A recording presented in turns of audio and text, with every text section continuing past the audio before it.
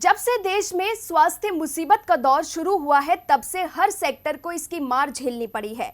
शिक्षा क्षेत्र भी इससे अछूता नहीं है। देश में स्वास्थ्य मुसीबत के बढ़ते मामलों को देखते हुए परीक्षाएं पहले ही रद्द कर दी गई थी। नए सत्र की पढ़ाई भी ऑनलाइन शुरू हो चुकी है, लेकिन इससे कई छात्रों की शिक्षा प्रभावित हो रही है। और अब एक बार फिर शिक्षा क्षेत्र में एक नई मुसीबत ने दस्तक दे दी है। तो क्या है ये पूरा मामला, इस रिपोर्ट के जरिए देखिए।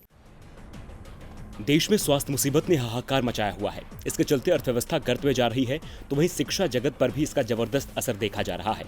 मार्च में शुरू हुए लॉकडाउन के बाद से ही स्कूल कॉलेजों में पढ़ाई ठप हो चुकी है। शहरी क्षेत्रों में ऑनलाइन शिक्षा मॉडल अपनाया जा रहा है, लेकिन अब सरकार की ये पहल भी कमजोर पड़ती दिख रही है। स्थिति इतनी ज्यादा खराब होती जा रही है कि छोटे शहर और ग्रामीण क्षेत्रों में पढ़ाई पूरी तरह से ठप पड़ चुकी है। जहां स्कूल संचालक अभिभावकों की ओर से फीस नहीं दिए जाने से परेशान हैं, तो वहीं अभिभावक भी फीस में किसी तरह की रियायत नहीं मिलने से परेशान हो रहे हैं। प्राइवेट स्कूलों ने तो अपने स्टाफ को कम कर दिया है। कई टीचर्स नौकरी से निकाले जा चुके हैं। दूसरी ओर सरकारी स्कूलों में भी शिक्षकों की सैलरी की समस्या सामने आने लगी है। दरअसल अगस्त के पहले हफ्ते तक 2 केंद्रीय विश्वविद्यालयों के शिक्षकों को जुलाई का वेतन नहीं मिल पाया था। दिल्ली स्थित श्री लाल बहादुर शास्त्री राष्ट्रीय संस्कृत विश्वविद्यालय और केंद्रीय संस्कृत विश्वविद्यालय के करीब 400 नियमित और संविदा शिक्षकों के लिए ये अप्रत्याशित है। उनका कहना है कि अब तक हर महीने के अंतिम कार्य दिवस पर वेतन मिल जाया करता था, और अगर कभी देरी हुई भी तो 1 या 2 दिन से ज्यादा नहीं।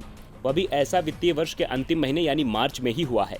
लेकिन इस बार तो स्थिति ये हो चुकी है कि अगस्त का दूसरा सप्ताह शुरू हो चुका है, लेकिन शिक्षकों को अभी तक वेतन नहीं मिला है।